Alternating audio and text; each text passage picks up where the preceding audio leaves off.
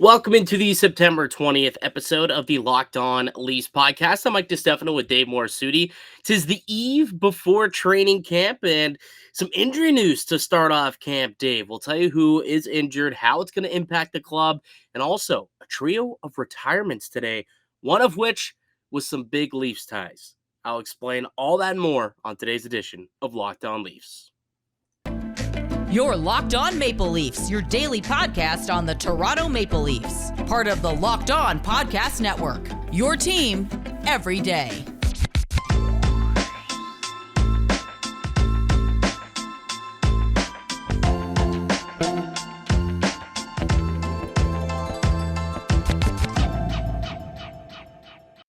Hello and welcome to the Locked On Leafs podcast, one-stop shop for all things Leafs. I'm your host, DiStefano from TSN 1050 Toronto Radio, also known as Al's brother, on TSN's Overdrive and TSN 1050's Leafs Lunch.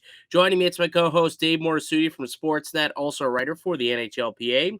Locked On Leafs is a daily Maple Leaf-centric podcast, so be sure to subscribe for free wherever you get your podcasts from. You can also now catch us up on video on YouTube. Just search up Locked On Leafs. Go ahead, hit the notification bell as well, because we're back to 5 episodes a week, ladies and gentlemen. 5 shows a week, each and every day, Monday through Friday. And training camp's here, Dave. Training camp is starts tomorrow as we record this Tuesday night. It's the eve of training camp. You excited, buddy? Oh, it's percolating. Everything's percolating. We just got this big rush that everything is sort of happening. Teams are just like, GMs are just like, oh yeah, training camp starts. We got to get some stuff done. Well, because there was nothing was done for the course of 6 weeks. Realistically, because free agency was July 13th this year, and maybe things kind of extended a couple of weeks, and then there was nothing.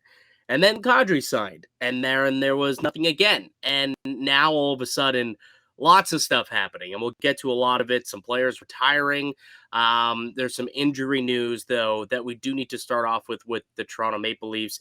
Kind of caught me a little off guard, I'll be quite honest with you. 2 players being reported will miss training camp. It sounds like Engvall will miss the start of camp, could return at some point. We'll get to him in a moment. But Timothy Liljegren reportedly out 4 to 6 weeks with an undisclosed injury. I spoke with Darren Dreger earlier today on my show on Leafs Lunch on 1050, and he said, it sounds like he's hearing 4 to 6 week recovery for Timothy Liljegren. So not only is he going to miss all of camp, but he'll probably miss the first few weeks of the season as well. Tough blow for Timothy Liljegren, who's coming off, which was his basically first season in the NHL where he got to, some significant playing time. Was hoping to have a solid sophomore campaign, and now he's starting behind the 8 ball here. Yeah, that's just so not ideal for a young defenseman to miss camp and miss the chance to, get some chemistry with whoever he was going to be playing with, right? So yeah, it just throws a big wrench into a lot of probably what the Leafs had planned going into the preseason, how they wanted to try different things out, and back to the drawing board. Yeah, there's one thing you could talk about Liljegren, and as a young defenseman, 23 years old, missing time like this isn't good for his development personally. But you touched on the fact that he won't be able to gain chemistry with guys. I mean, for the most part, do you have any idea what these defensive pairings could look like? I mean, we have an idea, but is there one pairing where you can just absolutely write that in stone? It's not changing. I don't think I can do that comfortably.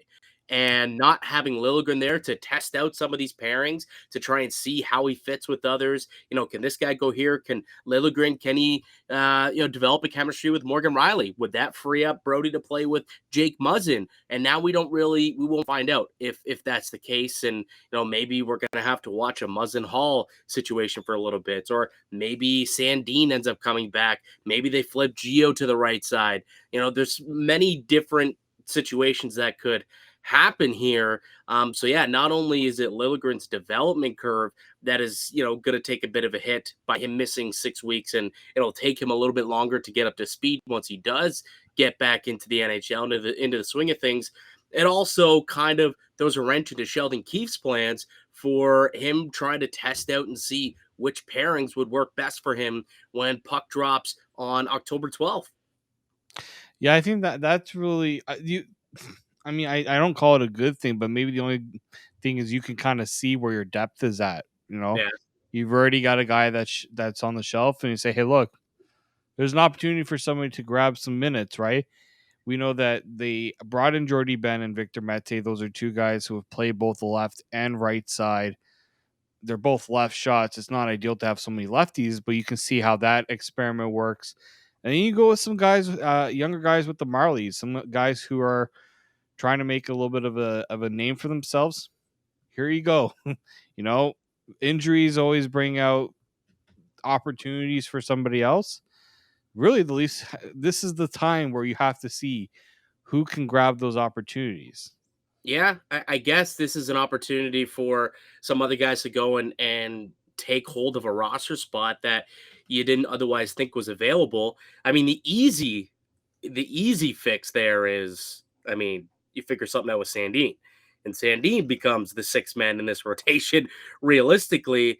But with Liljegren not going to be ready to go for camp and not ready to go for the start of the regular season, do you think that this has impact on the Sandin situation? Last I heard, he's still chilling in Sweden. He's digging his heels in.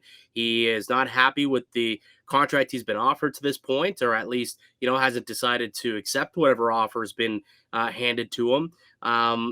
Like, I feel like this Timothy Liljegren injury, both sides should, like, this should light a fire under both sides to get something done, if you ask me.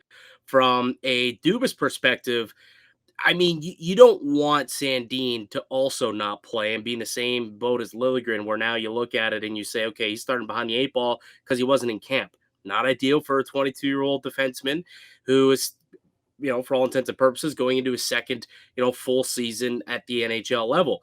And then also, if you're Rasmus Sandin, you've been clamoring about wanting an opportunity to play every day. This is your chance now. There is a little bit of a hole for you to go in and prove to the coaching staff through camp and through the first few weeks while Liljegren's injured that you deserve to be an everyday NHLer, and it's not Rasmus Sandin who will be up in the press box when Liljegren returns. Maybe it'll be a tougher decision between a couple other players who Sheldon Keefe will have to try and decide between. But if I'm Rasmus Sandin, I hear a lot of people saying how now he has a little bit of leverage potentially with this injury in negotiations. I don't see it that way. If anything, I think this would, if I was Sandin, or if I could tell him something, get in his ear, I would say to him, look, man, if they're offering you like 1 year, 1 million, or 1 year, 900,000, whatever it may be, I would take that deal, get into camp, win yourself a job, and you will be one of the top six with Liljegren out, and prove to the team that you are a top option. And once you get that opportunity to get into the lineup, don't relinquish it. Play your way into the starter's role each and every night. And that can't be done in Sweden. He's got to be here in Toronto for that to happen. Yeah, that's the big one there for me. It's like if I'm Rasmus Sandin, this should be do the opposite. You don't want to dig in more because then the Leafs are going to say, all right, we got other guys here that want to play. We signed them to deals, so we're just going to give them the opportunity. We'll let you sit. I think if you're Kyle Dubas, you can maybe say to talk with Raz and saying, hey, we'll give you another shot if you want to try the right side again. Sheldon Keefe probably will say ixnay on the xnay on that one, but Well, so I don't think it was necessarily the right side that was the issue. It was the right side on the on top the top pairing, pair that was the problem. Like when yeah, he was on the right side with playing the right side, I can't remember who he was playing with, but he was on the third pair right side and he looked fine. Like, was he spectacular? No, he wasn't spectacular. Oh, Dermott, when it was him and Dermott playing together, right? Dermott would play on the left sometimes and Sandin would go to the right. He looked okay. He was yeah. fine. So I think that if he were to play with Giordano on the left side, some shelter minutes, I think he could definitely pull off third pair, right side defensive minutes to and be good enough. Even if maybe he can end up, taking some power play minutes potentially away from Giordano. I don't know how that's going to shake out, but if he does want to do that, and he's going to have to do it in camp, like I said. So even for more ice time, just for the sake of a power play. It'd be a lot easier for him to get ice time and be indispensable for Sheldon Keefe if he's there now, as opposed to maybe losing out on those opportunities in camp to a Mark Giordano. Yeah, I just think if you're, I don't see Sandin being here for the start of camp just because he's not even in town, right? Unless something magically happens between the time we finish recording and practice tomorrow, I just don't see it. No, but I mean, if he's there in the next couple of days, like Yeah, technically, Mitch Marner was not there for the start of camp the year that he dug his heels in, right? He signed it the day camp started, and he was there like that night or the next day, which I think will be perfectly fine for Sandin to do. I just don't want it to linger a couple of weeks and he misses games. Like games start Saturday, right? Split squad game against the Senators this weekend, this Saturday. Which I think we might end up chatting with Ross Levitan and Brandon Pillar from Locked On Sense, maybe a little pre or post game discussion with them about that game. But games start pretty soon, so he's going to want to get here so he doesn't miss out on those opportunities. yeah, that's it, right? Whoever's representing him kind of needs to tell him, look, are you really willing to miss these opportunities right now? Because hate to say he's not going to be putting himself in the good graces of the coaching staff if he just shows up, hey guys, I'm here, all right, I'm ready to go, and they're like, okay, go in the corner and do your conditioning workouts. I Yeah, don't because know who it he is. also he doesn't have the cachet that Yeah, Nylander or Marner had either, right? It's exactly. not like they need Sandin in the lineup here. I mean, yes, he's Nice. probably better than Mete and better than Jamie Benn, although both of those guys have played significant games in the NHL and to this point are more established at the end of the day than Sandin, although Sandin clearly the higher ceiling of the three players. But it's not like it's okay, we're in a dire situation, we're desperate, we got to get this guy signed, let's give him the $2 million he's asking for. I don't think that's going to happen. I still think that whatever contract is out there that's been out there for the last little bit, I don't think they're really going to budge from that number. I don't think they really can, to be honest with you. I know these injuries, they say, could open up cap space, but eventually there's going to be a cap squeeze. And it makes it a lot easier to do those gymnastics if you stick to your guns and sign Sandin at that lower cap rate of Liljegren's 1.4 on a multi-year deal, or potentially, you tie with Mikey Anderson or potentially an Eric Brandstrom, two younger guys who've also signed 1-year contracts this offseason for $900,000 and a 1-year $1 million in Mikey Anderson, which I think probably is best case scenario for both sides. So that's how I think it ends up playing out. I do think Sandin this time next week will be signed and will be in camp. I think that is going to be that's my statement for today's podcast. Sandin this time today by next Tuesday will be signed and will be in camp with the Toronto Maple Leafs because it's there's opportunity for him now to solidify himself within this top 6 defensive unit with Liljegren out. So hopefully he can take advantage of that. All right, Dave, we'll get to Engvall missing camp and maybe who could benefit from that as well. Maybe a glass half full approach to this Engvall injury. But before we get there, let me tell you about one of today's show sponsors, and it's betonline.net. It's your number one source for all your pro sports betting needs and info this season. Find all your latest football league developments, game matchups, news, and podcasts, including this year's opening week games. BetOnline is also your continued source for all your wagering information, including live betting, esports, and scores. It's the fastest and easiest way to check in on all your favorite sports and events, including the NHL, MLB, MMA, boxing, even golf. You can head to the website today or use your mobile device to learn more about the trends in action. BetOnline, it's where the game starts. Welcome back to the Locked On Leafs podcast. I'm Mike DiStefano. Got Dave Morassutti with me. We're hosts here at Locked On Leafs, a daily show. If you are a new listener to the podcast, appreciate you taking the time to give us a chance. If you enjoy it, go ahead, smash that like button down below if you're on YouTube. And also, if you're listening or on YouTube, subscribe because we got new content coming to you daily throughout the week. And with the season starting up now, you're not going to want to miss a second of it. We bring you daily Leafs info. And something else that popped up today, along with the Liljegren injury, was the Pierre Engvall injury. And he's going to miss the start of camp, it sounds like.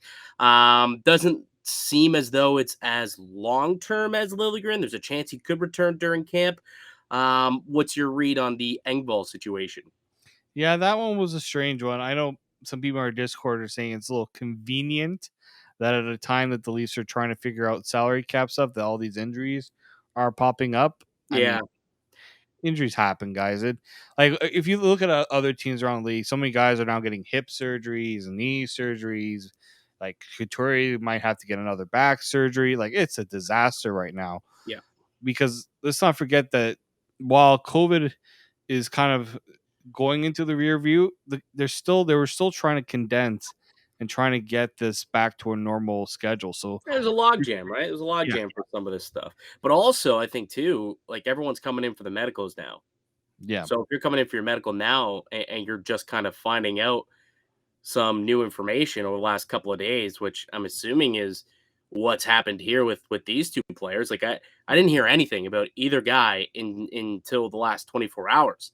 So I can only assume it's once they got into camp, they started taking a look into the medicals, they started looking into their bodies and saying, "Oh, this doesn't look right," or "Oh, does this hurt?" And now there's some situations here where a couple of guys are going to be missing time, and it's not convenient. It's not convenient for either player to be out. I think we should make that abundantly clear. Yes, I guess it somewhat makes the cap work a little bit easier if you can put these guys on LTIR, especially Engvall since he's making 2.25 million. But certainly, I think this is a team that is better off with Engvall being 100% healthy, fully ready to go by the start of the season, as opposed to starting behind the eight ball and having to have him play catch up for the better part of the first 3 to 4 weeks once he finally does get healthy. yeah. That's it, right? You want to nip as many of these injuries now. You don't want these to be issues when the season starts. And again, injuries are going to happen. So this is where you do your experimentation. Whether if let's say Engvall was going to be on the third line, maybe somebody else will get that opportunity on the third line. There are some guys from the prospect tournament that are going to want to try to get into the NHL sooner rather than later. This is their chance to try to usurp an Engvall, maybe make him. I'm not going to say Engvall's expendable, but make some of these other guys That's expendable. my guy. That's my guy, Dave. That's your guy. That's why I That's couldn't my say. guy. I don't even want you to say words like that. That's hurtful. That's hurtful words you just used there. But you're not completely wrong about that. And this is an opportunity for some guys to step up and show, hey, Sheldon, I can also play this role potentially. And I'm curious to hear if there's any names that kind of pop into your mind right away for some players who might be able to take advantage of the Engvall injury. I mean, like I look at a guy like Alex Steves. I thought he had a pretty good rookie tournament. He stood out to me. Uh, like can a Yarncroak, prove to be more than just a third line guy? Could he maybe be a second line option? We're not certain that Alexander Kerfoot's going to be that second line left winger, right? So I just think I'm just curious to see how when you see the lines for the first time at camp and you say, I didn't expect this guy to be here. It's like, well, maybe that was where they had expected Engvall to be, and now the plan kind of changes. So Mhm. like Alex Steves is a guy that he had a good year, good development camp last year. Didn't really latch onto an NHL opportunity. He had another good one. We got injured, right? He got injured at the end of the Traverse tournament last year, which didn't allow him to compete in main camp and then start off his pro career in the Marlies. But Yeah. you know, this season, you know, Alex Steves arguably the best player for Toronto down in Traverse City. So I think he's hoping to once again parlay a good rookie tournament. Hopefully, he was able to stay healthy throughout, and now there's a bit of an opportunity for him to come and grab a role, if not, as a third liner, but certainly, potentially a top 12 guy on the fourth line as well. Yeah, that's it there, right? You want to see injuries are tough, right? But for a guy like Steve's, at least you can put him down to the Marlies and give him his chance to work it back. You're not counting on him per se to take that role, but you want to give him that opportunity to at least see if he can earn it. And he's cheap. You would be a Yeah. cheap option as well. The other guy who you didn't mention yet, who I think does have a big opportunity here with Engvall injured, is Zach Aston Reese, the guy who they have brought in on a PTO, right? I think that he has a tremendous opportunity to try and establish himself as a third line defensive checking winger, which would go perfect with David Camp and Yali Yarncroke, realistically. So that is another player. And now that Engvall's, I don't want to say out of sight, out of mind, or out of the way, but with him out, and now if you're Sheldon Keefe, you're thinking, okay, glass half full. This now gives me an opportunity to see what maybe a Zach Aston Reese would look like on that line. He's always wanted a real shutdown line. He's always talked about that. It's third line, traditional defensive shutdown line. And that's really all Zach Aston Reese is. Somebody on our Discord pointed out that a couple of years ago, he actually got some votes for what's a defensive for the Selkie a couple of years ago, right? So that's how good this guy is defensively. Like he limits opportunities, and that's all he is realistically as a defensive forward. So potentially for a guy like him, that is someone who I think has a real opportunity to get a good look in a good situation with some players. So Zach Aston Reese is another one of those who I think can definitely take advantage of this Engvall injury. I don't think Engvall's like his job is on the line here. Like, could he lose his job? I doubt it. Like, I think they liked what he was able to do last year, but he is somebody who makes $2.25 million. And at some point, if they do decide to move out some money, Engvall 2.5 or 2.25, maybe that conversation comes up at some point, especially if they get Zach Aston Reese signed to a lower deal, and if he's able to, kind of make that happen. Yeah. All right. Why don't we take one more quick break? When we get back, some news from around the league. A few retirements have trickled in. 3 big retirements, actually. One, well, I guess 2 of them really have some big Leafs ties, but one in particular, there's a funny stat out there that pertains to the Toronto Maple Leafs. We'll tell you who that is and who that's all about on the other side. You're listening to the Locked On Leafs podcast, part of the Locked On Podcast Network.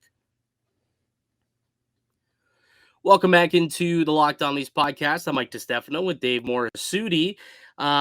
Dave, lots of news around the league today, the day before camp. We just talked about what happened in Leafland, just spent the last 20 minutes about the news that came out of Leafland, but around the league, a lot of stuff happening. We had 3 big-time retirements get announced today. First, it was Keith Yandle announcing on Spitting Chicklets that he was hanging it up, the league's current Iron Man for, well, it's not going to be for too long, we don't think, with Phil Kessel on his heels and looking slim and trim, by the way. Did you see that Phil Kessel photo, by the way? No, I'm keeping my tabs on. I'm not gonna lie, I was watching some Phil Kessel highlights when he was with the Leafs, just to reminisce a little bit of what he did back in the day. He's looking like he, hit the weight room a little bit. He actually picked up the skates and maybe did a couple of laps around the rink, and maybe he didn't even need a hot dog all summer long. He looking pretty good, I'll say that.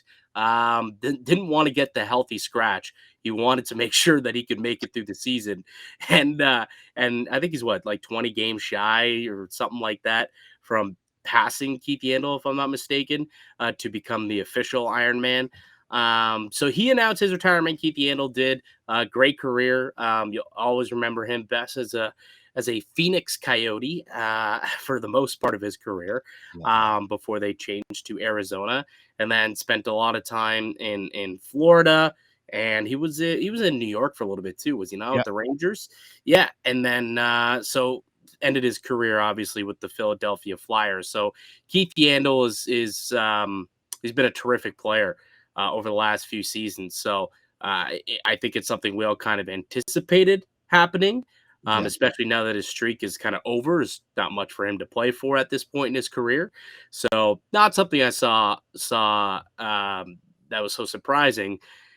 Not too long after, Zdeno Chara comes out and announces his retirement. Again, not so surprising considering he's like 45 years old and played like over 1,700 games, 24 years in the NHL. And, last year was in a incredibly limited role with the Washington Capitals. So not too surprising that Chara decided to hang it up either. But Did you see this this statistic about Yes, Zdeno I saw Chara? the statistic. It was brought up to me a few times by some people I know who are the non-Leaf fans. I'm I'll let you surprised. Did it get tossed in the Discord? That's usually something that gets tossed in there, but I don't know if I saw it on the Discord or not. But if you're not on our Discord, by the way, definitely go join that. With the season starting back up, the boys are starting to get a little rowdy again. It went a little quiet through the summer, but people are starting to get back and they're getting active on the Discord. So Dave, make sure to leave it in the show notes yeah, of this podcast so you guys can go join it. You can get it either download the Discord app on your phone or also on your computer as well. Discord.com/I think it's Locked On Leafs. But yeah, so Zdeno Chara announced his retirement, which Zdeno was the last active player to have been eliminated by the Maple Leafs in the postseason. So no one in the NHL has ever been eliminated by the Maple Leafs in the postseason. It's been that long since Toronto has won a round in the NHL that there's no longer a player that is actively and currently playing that is in the league. that's just sad. It's Yep. honestly just Spezza would have been the other one, but he retired earlier this offseason, obviously, at the end of the year, and is now in with Leafs management. And then it was Zdeno Chara, right, when they were both members of the Ottawa Senators back in 2004. right. Yeah, I remember the times where the Leafs had the Sens number all those years in the playoffs. Those were the days. Those were the days. Those are the days Guaranteed my dad parking. actually allowed me to stay up late to watch hockey games. I watched those I fell Same. asleep during one of those overtime winners from Steve Thomas. I think Gary Roberts had another one. Stumpy. Yeah. Man, Those were the days, man. Those are some good squads. But I mean, hopefully we can this current iteration of the Maple Leafs can finally get passed around now that Chara's out of the picture. Maybe he was the real curse. Maybe he's always kind of been the thorn in the Maple Leaf side, and maybe just his presence in the league has kind of been the curse that we didn't know that the Maple Leafs had was just Zdeno Chara. So maybe now that he's gone and he's officially filed his papers for retirement, he signed a 1-day contract with the Bruins and retired today. Maybe now, and this is the season that the Maple Leafs could win a playoff round. How you like that for some tin hat theory right there? sure. Yeah, we can give it a try. I mean, if it does Uh, happen, I'm sure somebody will bring that up if yeah. the Leafs manage to win around this year. First ballot Hall of Famer? I think. Oh yeah, definitely. Yeah. Yeah. Like when you think of the greatest defenseman of, I guess, like our era of the 2000s and 2010s, I think of Zdeno Chara, Duncan Like Keith, Nicholas. and Lidstrom was like early 2000s. Like he wasn't part of the 2010s really. So Well, he was he the was in the era back of his before career, that. but he was still a dynamite When did player. he retire? 2010, 2011, 2010 maybe 2011. One of those two. But yeah, clearly he was. But I'm talking like the full last 20 years. 2012 was when he retired. He played all the way to 2012. Look at that. And I think he still even had like a 60 or 70-point season the year And he that had 30. Yeah, he had 62 points the second last year, and he had 34 points in 70 games. Absolute monster. Yeah. But regardless, you think of you could throw Lidstrom in that list, sure. You think of Zdeno Chara, you think of Shea Weber, Duncan Keith. Probably it, realistically, when you're talking about guys in the last like 15 years who stick out as the defenseman that has defined the last 15 years in the NHL. Well, Scott Niedermayer, Drew Doughty. Drew, I don't know if I would put Drew Doughty in that range. Well, that guy would play close to 30 minutes a night for those LA Kings teams. Yeah, but like the longevity wasn't there with Drew Doughty. Like he was solid for like 5 or 6 years, but then there was inconsistencies. He fell off pretty quick. There's been injuries there. Zdeno Chara, like every single year, man, that guy was out there and he How was a about Chris hawk. Pronger?